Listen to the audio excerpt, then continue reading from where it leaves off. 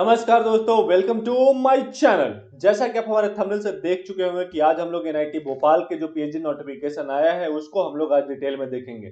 तो वेबसाइट पे जाने से पहले आप हमारे इस चैनल को सब्सक्राइब कर दीजिए जिसका नाम है हसल विद ऋषु। एंड इस चैनल पे मैं लगातार वीडियो अपलोड कर रहा हूँ regarding the notification of PhD admission. And जहाँ पे मैंने काफ़ी सारा आईआईटी एंड एनआईटीज के एंड फिर उसके बाद सेंट्रल यूनिवर्सिटीज के भी बहुत सारे जो पीएचडी नोटिफिकेशन आए हैं उसको भी मैंने यहाँ पे डाल रखा है। तो अगर इनमें से आप किसी भी अगर यूनिवर्सिटी या इंस्टीट्यूट के बारे में जानना चाहते हैं तो आप उस वीडियो पे क्लिक करके आप देख लेंगे कि अगर उसका डेडलाइन बचता है तब फिर आप अप्लाई कर देंगे। तो प्लीज आप हमारे चैनल को सब्सक्राइब कीजिए ताकि आगे आने वाला नोटिफिकेशन आप तक जल्द से जल्द पहुंच जाए। तो बिना किसी देर के हम लोग सीधा इंस्टीट्यूट की वेबसाइट पे चलते हैं। एंड यहाँ पे अब हम लोग इंस्टीट्यूट की वेबसाइट पे पहुंच चुके हैं जैसा कि आप यहाँ देख पा रहे होंगे। तो सबसे पहला information browser of PhD admission जो कि मैंने नेक्स्ट टैब में अपना ओपन कर रखा हूँ। इस पर क्लिक करने के बाद आपके सामने इस तरीके का पेज ओपन हो जाता है। एंड यहाँ पे आप देख पा रहे होंगे फाइल अपलोड, यानी कि यहाँ पे ये जो एक पीडीएफ फाइल है ये अपलोड कर दिया गया है। एंड जब मैं इसे ओपन करता हूँ तो एक्चुअली मैं इसे ओपन करके रखा हूँ जो कि नेक्स्ट टैब में खुला हुआ है जो कि इंफॉर्मेशन ब्राउजर ही है।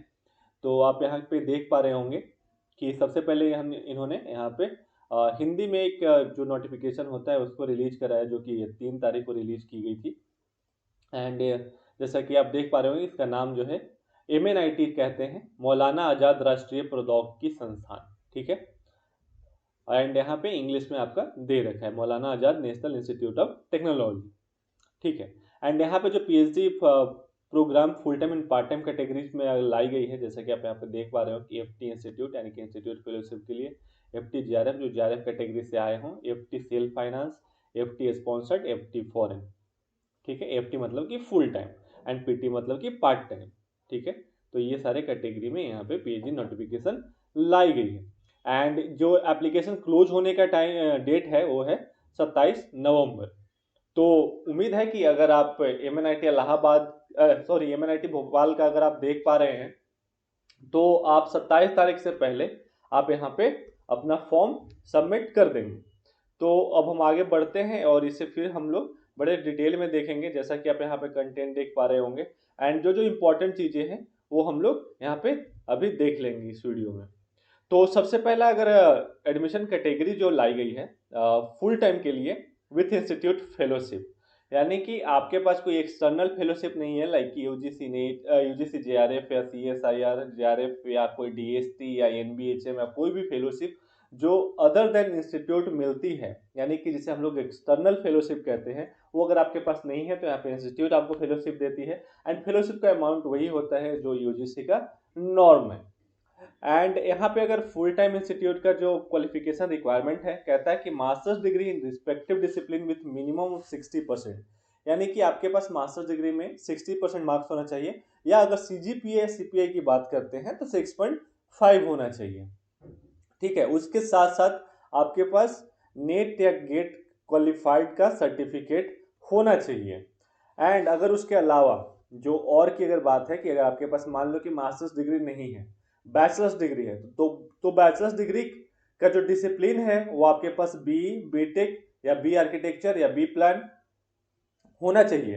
एंड यहाँ पे जो अगर मार्क्स की बात करें तो यहाँ पे 70% मार्क्स होने चाहिए। एंड अगर CPI या CGPA की बात करें तो 7.5 CGPA होना चाहिए। ठीक है।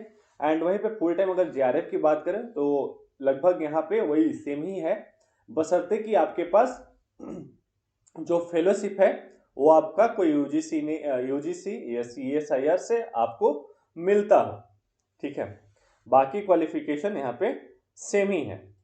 एंड अगर सेल्फ फाइनेंस का बात करें तब आपका यहाँ पे गेट या नेट का कोई रिक्वायरमेंट नहीं होता है जैसा कि आप यहाँ पे देख पा रहे होंगे, क्योंकि यहाँ पे पैसा आप खुद लगाते हो, कोई इंस्टीट्यूट आपको पे नहीं करती है एंड कोई भी एक्सटर्नल फेलोशिप आपको यहाँ पे नहीं मिलता है। एंड यहाँ पे जो परसेंटेज है मास्टर्स में 60% है, यानी कि CGP की बात करें तो 6.5 एंड BTech का वही 7.5 और 70%। लेकिन यहाँ पे वही है, गेट नेट का कोई रिक्वायरमेंट नहीं है, लेकिन आपको पैसे खुद से लगा के यहाँ पे PhD करनी पड़ेगी, आपको कोई फेलोशिप नहीं मिलेगा।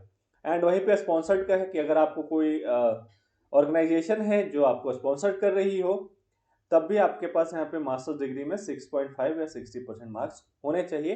And B BTech B architecture अगर आपने करा हो तब वहाँ पे 70% यानी 7.5 सीजीपीए होनी चाहिए।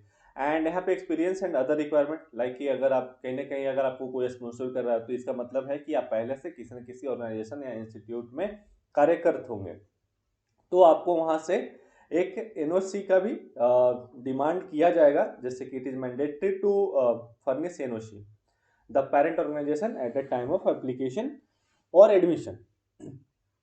ठीक है। एंड उसके बाद फुल टाइम है फॉरेन के लिए है, ये आप यहाँ पे देख पा रहे होंगे एलिजिबिलिटी। एंड अब यहाँ से पार्ट टाइम का एलिजिबिलिटी स्टार्ट हो गया। पार्ट टाइम की एलिजिबिलिटी में वही आपको अपना एक्सपीरियंस एंड एनओसी आपको शो करना पड़ेगा। बाकी का जो परसेंटेज है मार्क्स है मास्टर्स डिग्री में वही सेम ही चाहिए जो पहले मैंने बताया। ठीक है। तो आप यहाँ पे देख पा रहे हो कि पार्ट टाइम इंटरनल का इंटरनल मतलब कि जो उसी इंस्टीट्यूट में किसी न किसी पोजीशन पे होगा। ठीक है, तो ये उनके लिए है। एंड यहाँ पे पार्ट टाइम स्पॉन्सर्ड है, यहाँ पे पार्ट टाइम प्रोजेक्ट के लिए है। तो लगभग क्वालिफिकेशन सबका सेम ही है, आप यहाँ पे देख पा रहे होंगे। अगर पार्ट टाइम प्रोजेक्ट में है तब भी आपको यहाँ पे नीट गेट का जरूरत पड़ेगा।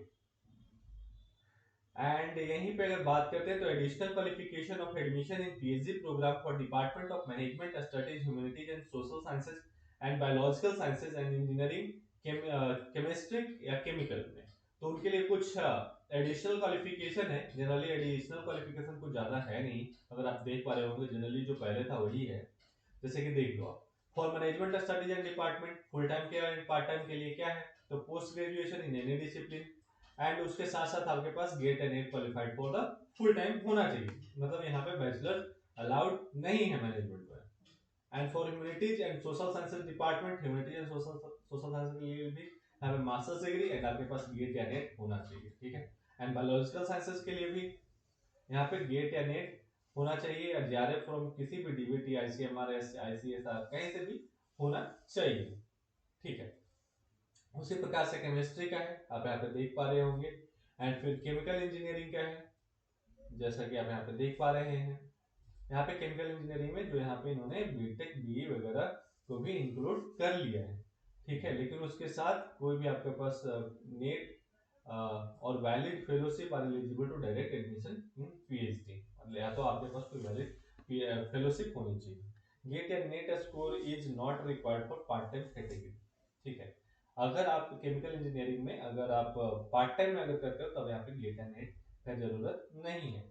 एंड यहाँ पे इन्होंने सीट मैट्रिक्स दे रखा है, अगर आप देख पा रहे हो तो यहाँ पे फुल टाइम के लिए जो विद इंस्टीट्यूट फेलोशिप है उनका सीट मैट्रिक्स है कि उसमें यहाँ पे कितना एडमिशन लिया जाए। जैसे पहला अगर आप देख पा रहे हो कि पहला है आर्किटेक्चर एंड प्लानिंग जिसमें 3 है यूआर के लिए, एक है ईडब्ल्यूएस के लिए एंड 2 है एससी के लिए एंड एक है एसटी के लिए एंड ओबीसी के लिए 5 है, यानी कि टोटल 12 है। एंड यहाँ पे सेल्फ फाइनेंस में 2 है एंड स्पॉन्सर्ड में 2 है। ठीक है। उसी प्रकार से सारे डिपार्टमेंट का यहाँ पे दे रखा है। तो एक बार कंप्यूटर साइंस का देखते हैं। तो कंप्यूटर साइंस का है कि 2 यूआर है, ईडब्ल्यूएस एक भी नहीं है, फिर एससी का 2 है, एसटी का 1 है एंड ओबीसी का 3 है, यानी टोटल 8 सीटें हैं। तो अब आप यहाँ पे 2 सीटें यूआर में है तो आप कंसिडर कर सकते हैं। एंड अगर आप ओबीसी से अगर आप बिलोंग करते हो तब आपको यहाँ पे 3 सीट आपको मिल जाता है। तो ठीक है, पीएचडी में लगभग ऐसा ही सीट होता है हर जगह, कोई बहुत ज्यादा सीट होता नहीं है, तो आपको इतने पर ही फाइट करना पड़ेगा। अगर आप यहाँ पे एनआईटी भोपाल का अगर आप देख पा रहे हो, वैसे ही सारे डिपार्टमेंट का है, तो अगर आप जिस भी डिपार्टमेंट से हो आप वीडियो को पॉज करके देख लेना, नहीं तो फिर मैं जो वेबसाइट का जो लिंक है वो मैं अपने वीडियो के डिस्क्रिप्शन बॉक्स में डाल दूंगा, आप वहां से भी देख लेना डिटेल में। एंड यहाँ पे पार्ट टाइम के लिए जो है किसी मैट्रिक्स दे रखा है, अगर आप देख पा रहे होंगे यहाँ पे भी डिपार्टमेंट वाइज ही है। ठीक है।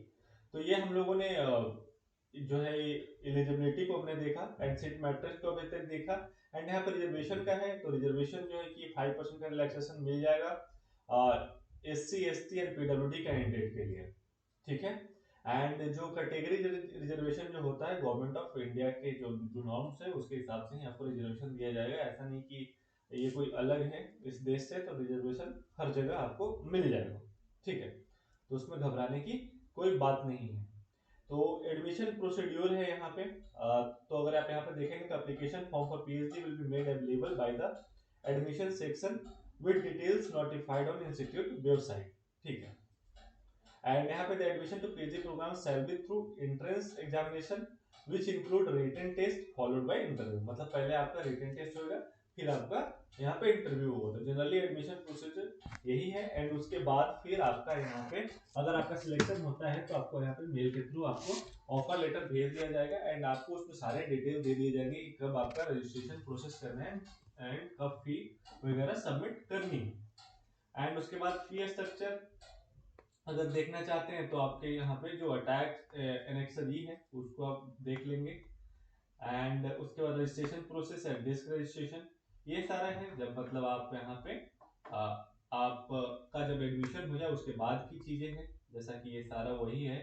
तो अगर आपके यहाँ पे सिलेक्शन हो जाता है तो आप एक बार इसे थ्रू आउट आप इस वीडियो को पढ़ लेना कि क्या क्या रिक्वायरमेंट है। जैसे कि आप यहाँ पे देख पा रहे होंगे कौन कौन सा पेपर रिक्वायर्ड है और कितने नंबर ऑफ पेपर रिक्वायर्ड मांगते हैं ये पीएचडी आपका कंप्लीट होने के लिए।